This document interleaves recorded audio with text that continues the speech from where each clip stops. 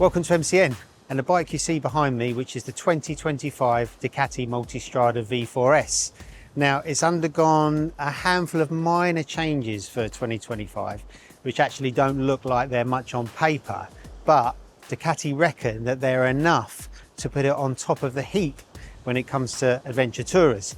But it's going to have its work cut out because it's got 5 very strong rivals. So we've got the BMW R1300 GS, we've got the KTM 1290 Super Adventure S. Now the 1390 is not available for our test yet, but they're still selling the 1290 and it's still very, very good. We've got the Triumph Tiger 1200 GT Pro, and by no means last or least is the Harley-Davidson Pan America. So we're going to be riding all of these bikes here in Sicily. We've got 2 full days of riding to find out really if Ducati have done enough. Now, the BMW is currently MCN's favourite adventure bike, so will it knock it off its perch? What we're also doing is fitting control tyres, Pirelli Scorpion Trail 3, just to give it a nice level playing field.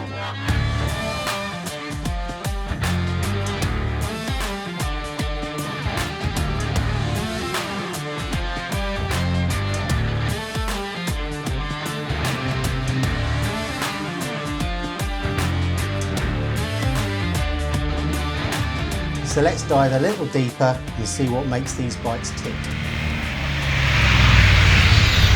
Ducati's Multistrada V4S is still powered by an 1158cc liquid-cooled V4. It makes 167 bhp, 92 pound-foot of torque and weighs 232 kilos wet. For 2025, it receives some slight engine tweaks for Euro 5, an automatic lowering device, a fork sensor for better electronic damping control, and a raised swing arm pivot. It also has cleverer rider aids, rear to front linked ABS if you want it, a revised beak and improved headlights. And the standard price for that is £21,495. This BMW R1300 GS TE ASA with automatic transmission has a 1300cc air and liquid cooled flat twin. It makes 143 bhp, 110 pound-foot of torque and weighs 237 kilos curb. Now, we all know about the new R1300 GS. It was launched back in 2024 and it's completely new from the ground up, from the engine to the chassis and electronics. The starting price for the BMW is £19,900. Triumph's Tiger 1200 GT Pro has an 1160cc liquid-cooled inline 3-cylinder engine. It makes 148 bhp, 96 pound-foot of torque and weighs 246 kilos wet. Now, the Tiger's been around for a couple of years now in this guise, but in 2004 it received a smoother T-plane crank engine, repositioned foot pegs and a flatter rider's seat. The starting price for the Triumph Tiger 1200 GT Pro is £17,295. The KTM 1290 Super Adventure S has a 1301cc liquid-cooled V-twin engine, makes 158 bhp, 102 pound-foot of torque and weighs 220 kilos dry. Now, as we all know, 2025 was supposed to be the year where we saw the replacement model, the 1390 Super Adventure S, and we understand that that's coming later on in the year. So, because it's still such a great bike, we decided to include it in this test, and you can get some great deals on current stock from dealers. The starting price for the KTM 1290 Super Adventure S is £17,499.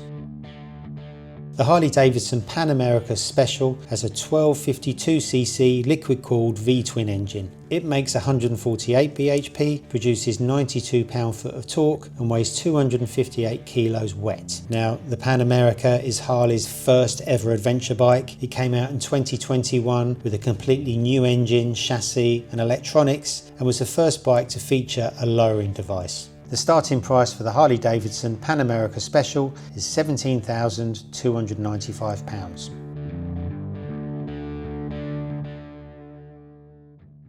So we've reached the end of our adventure tourer test. We're here at Mount Etna on top of the world. But just before I go on with the verdict, I just want to say that all of these bikes are the road going versions of the breed. So they haven't got the big front wheels and the knobbly tyres and the big fuel tanks. Also, they're so close. They're all fantastic, by the way, but they're all so close. I think what we need to do is ask them a series of questions to find out what the winner is. And the first one would be, which is the best value? Now, you can hardly call any of them cheap, that's for sure. But in terms of their base prices, you've got the KTM and the Harley and the Triumph, which are the cheapest. Then you've got the BMW and the Ducati. Now, of course, all of these bikes come in a lot of different flavours. You can throw lots of different parts at them, lots of different packs at them, and it would probably take all day to explain what's what and what those prices come out at. So let's not get bogged down with that. You know, on PCP, probably the prices aren't that different. But if you are talking value, then you'd probably need to look at the KTM, because you can get so many great deals on this model, which is kind of the outgoing model at KTM dealers. I mean, knocking on the door of 13 grand for a bike like that is absolutely fantastic value. Obviously, you know, we don't know where KTM are at the moment. We all hope they succeed. They deserve to, because the bikes are superb. So if you're looking for a bargain, go for the KTM, and the others are all pretty much, you know, if you're kind of quibbling over 100 quid here, £20 a month on PCP there, then I don't really think you will on bikes of this value. The next question is BMW still the top dog? Well, there's a reason why it's rated MCN's favourite adventure bike at the moment. It is obviously an evolution of the 1250. It's revolution compared to the 1250. New chassis, new engine. It is a fantastic bike. I've ridden it at the launch. I've ridden it on an MCN 250 test twice against different bikes, one of which was the old 1250. And, you know, you can't help but come away impressed with the engine, the power of the engine, the smoothness, the handling. It's very, very sporty. Superb braking performance. Excellent gearbox, all the bells and whistles that you can throw at the bike work superbly. I mean, you know, it's just win, win, win, win, win. And, you know, their success in the showrooms really kind of, you know, reflects how good that bike is. But there's a but coming. It's not MCN's favourite adventure tourer anymore, and it slips down the order, and we'll come on to the order later. So, you know, this bike has been around for a couple of years now, and every time I've ridden it, whether it's been at the launch or in group tests, I've always come away feeling a little bit cold. Now, the old 1250 GS, you used to sink into that bike. He used to put his arms around you, and you felt cosseted with that bike. The engine note was really deep and rich. It was comfortable, really, really comfortable for rider and pillion alike. And it just did everything you wanted it to do. Now, I would say that's almost peak GS, and BMW didn't really have anywhere to go with it. So they've gone the sporty route, which is fair enough. But I would say that it's very close to the XR now in terms of performance. And, you know, we're judging all of these bikes as adventure tourers. So, you know, it's the kind of bike that you can live with. You're quite happy to take for a ride across Europe, maybe tow up with luggage and have a little bit of fun on the twisties along the way. And the BMW does that very well. But from the touring point of view, it's a little bit fussy and a little bit fidgety. It never really relaxes. So the power delivery is very, very strong. The throttle response is sharp. So the bike's always straining at its leash. The suspension, it kind of feels more spring than damping, even with its electronic suspension settings on quite firm. It's quite fidgety on the move. It's always kind of moving, and that's accentuated by the shaft drive and the boxer engine. And, you know, I can never really relax on it. It just feels a little bit too highly strung. And that's fine, you know, roaring up and down these roads at Etna is absolutely brilliant. It's remarkable how capable it is. But when you're grinding out motorway and you just want to relax on it, I just think it is chumping at the bit a little bit too much, and I'd want something a little bit more relaxing. There's just something about the R1300 GS that feels a little bit too sterile and a little bit too digital. Next question is, what is BMW's automatic gearbox like? So it seems to be the thing of 2025. A lot of manufacturers are installing automatic gearboxes into their bikes. They all work in slightly different ways. The way the BMW works is you've still got a foot lever, and you basically ride the bike as if it's got no clutch lever. So you're kind of riding it like it's got an auto blipper and a quick shifter, but you don't have to do anything when you pull away or come up to a junction. It does it all for you. It works really well. The low speed, manoeuvrability of it is very impressive. You can do tight turns with no problem at all. The clutch control is really good. But for me, it's kind of answering a question nobody asked. I've never met anybody who said, I'd really like my BMW GS to be automatic. Now, maybe there are, I don't know, but it's, again, got that slightly synthetic and kind of sterile feel. If you put it in manual, you can operate the gears with your foot like normal, but there's no mechanical clunk. There's no satisfying kind of clunk of the gears gliding home. So it very much feels like kind of a PlayStation-y, kind of DCT-like in a way. So because you don't get that involvement, you kind of leave it in automatic. And automatic is okay. It changes within the different modes, how long it hangs on to gears. But sometimes it's less than smooth. I think if I was sat on the back of a bike, on that automatic bike, and some of the gear changes it dishes out, you'd really notice them. So I'm not a big fan, but it does work well.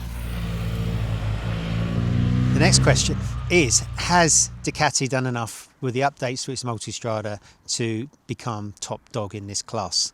Yes, it has.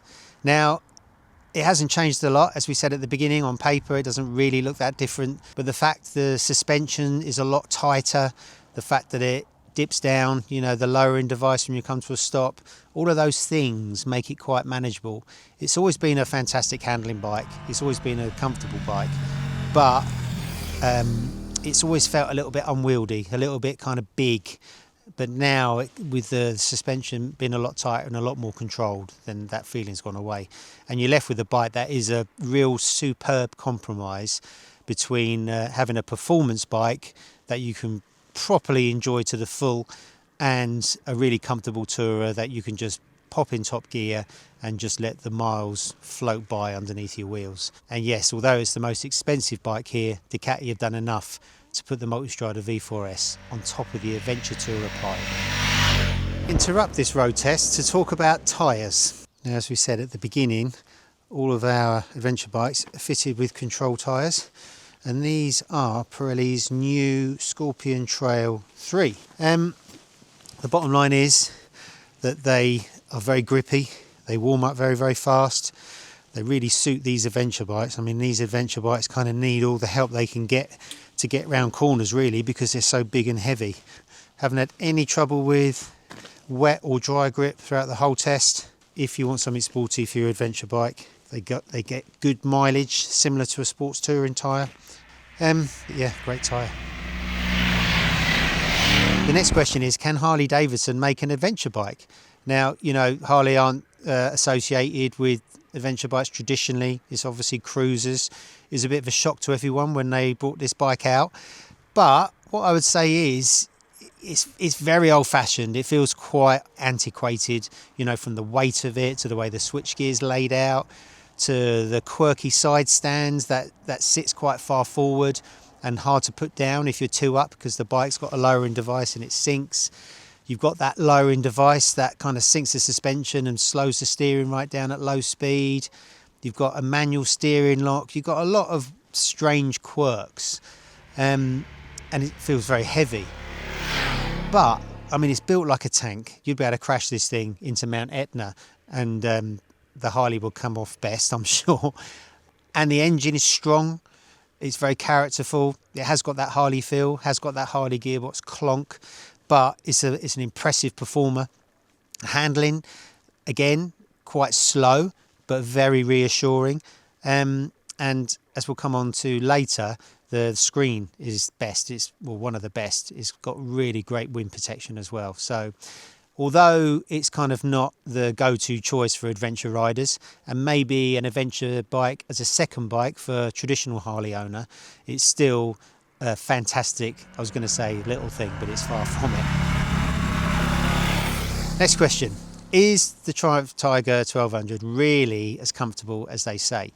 Now, I lived with GT Explorer, which is the bigger tank version of this, as a long-termer, and I would say it's one of the most comfortable bikes I've ever ridden.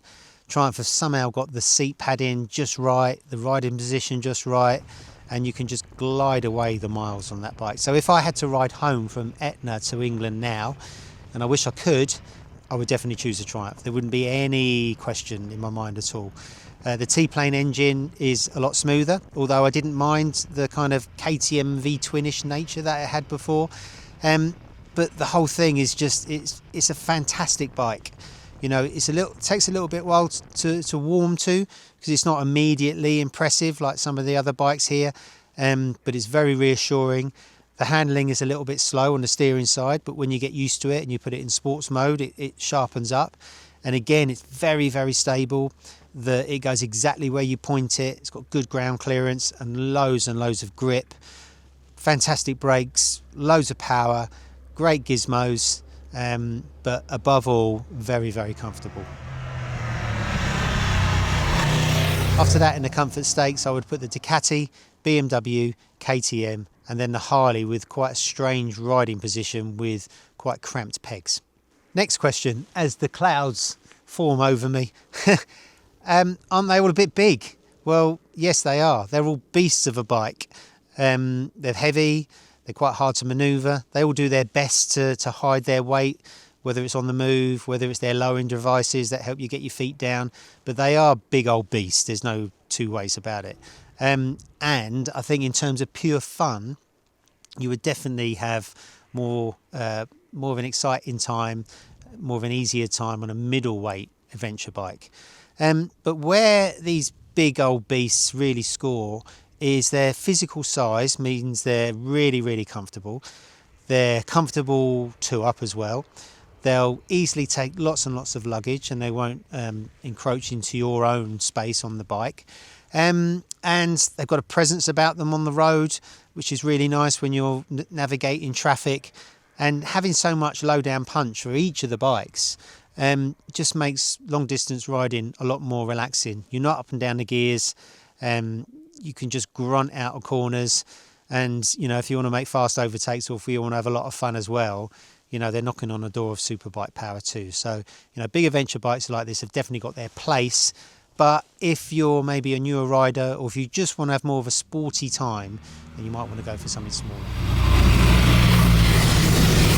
Next question, which one's the best in the wind? So we back-to-backed all these bikes down the Autostrada, and the Harley and the BMW have by far got the best wind protection. Very little buffeting. I mean, they still buffet a lot, they're adventure bikes, but they definitely give the best coverage, especially for me, being 6 foot tall. After that would be the Ducati, a little bit more buffeting, and then sort of tied in last place really, the KTM and the Triumph. Both got smaller screens and both pretty noisy, especially the Triumph, unfortunately, which kind of spoils its long distance kind of comfort a little bit. Best lights, well, we took them into Pirelli's testing unit, switched off all the lights at night, and we tested the lights, and by far the best lights are on the BMW. The others aren't so bad. There's none that have got absolutely bad lights, but the BMW really does turn night into day. And finally, which is the most sure-footed along a B road? Well, without question, it's the KTM. Feels like a supermoto. This bike should be called the SMT, not Super Adventure S. It feels like a supermoto. It's agile. It's fun. It's got tons of grip, fantastic brakes, working with that engine. It's just an absolute joy to throw around B roads. And if you're just going to ride in the Pyrenees or the Alps or coming up here in Mount Etna, it is just absolutely fantastic. Shortly following on its heels would be the Ducati. I mean, that's a little bit unwieldy, but you know, with all its suspension changes, it's a lot tighter, it's a lot better handling. And then closely followed from that is the Triumph, which I just think is fantastic. You know, once you get used to the slowest, slightly slow steering, it's got loads and loads of poise, loads of grip, loads of reassurance, and you know, it's a lot of fun through a big bike. After that is the BMW. Now, it does handle really well. It's very, very sporty, but it's a little bit, it moves around a little bit too much for me. You know, the braking's quite severe. The shaft drive reaction and the rocking of the engine, as I said, causes a little bit of instability. The bike's always moving, you know, where it feels a little bit underdamped and a little bit oversprung. And, you know, although it's very, very capable, it doesn't really kind of ring my bell in the corners like the others. It hasn't got that same reassurance, although, you know, for a big old bike with a boxer engine, it is impressive. And then in last place is the Harley. It does everything you want it to do. It grips, it's stable, it's relatively agile for its size, but really, you know, you're kind of nannying it through corners and it's much happier in a straight line. So, with all those questions answered, here's our verdict. So, in first place is the Ducati. Now, it has moved the game along a little bit because of its little changes.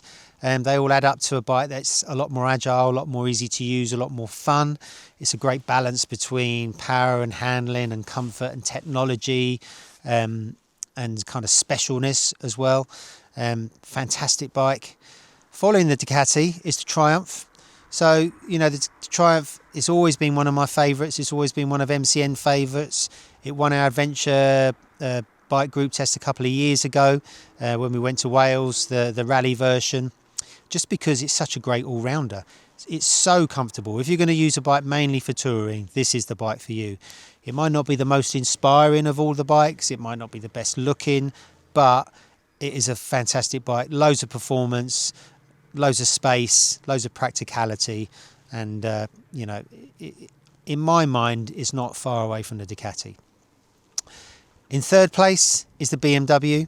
You know, it's been knocked off top spot by a Ducati that basically does everything so well, a BMW which is a much better touring bike, and the BMW is superb. There's no two ways about it, but you know, like we've said all along in this video, it's just that little bit, it doesn't feel the complete touring package anymore. And in actual fact, you know, it's been out for a little while now, and a lot of our 1300 owners aren't really singing from the rooftops about it, although some are. In fourth place is the KTM, an absolutely incredible bike, but more skewed towards the sporty riding, although it's very comfortable, it's very roomy, does everything very well. The wind protection isn't great, but it's not kind of as refined as the top dogs in this class, but loads and loads of fun. And in last place is the Harley-Davidson. A great kind of first attempt at an adventure bike by Harley-Davidson, as many people have said, but doesn't really cut it in this class. So that's all from our Adventure Tourer group test for 2025. And congratulations again to Ducati. Thank you very much for watching, and if you enjoyed this video, please like and subscribe. See you on the next one. We've just finished the test now. Just stopped at one of these log cabins that are in Mount Etna. It's just fantastic. Had a sausage sandwich, but I've also got to ride that R1250 behind me, and it is what I remember. It's kind of much more soft and cuddly, kind of lazy, and it kind of really suits that bike, whereas the new one is a lot kind of more focused, a lot more energetic, shall we say. But some of the Italian journalists that I'm with have told me that the new 1300 GS Adventure, because it's a bit heavier, because it's a bit lazier, kind of restores that old GS kind of character. I haven't ridden the Adventure myself, but you know, if you did want that old GS experience, maybe the Adventure is the one to go for, and this normal Adventure is more, or this normal GS is kind of more of a sporty bike.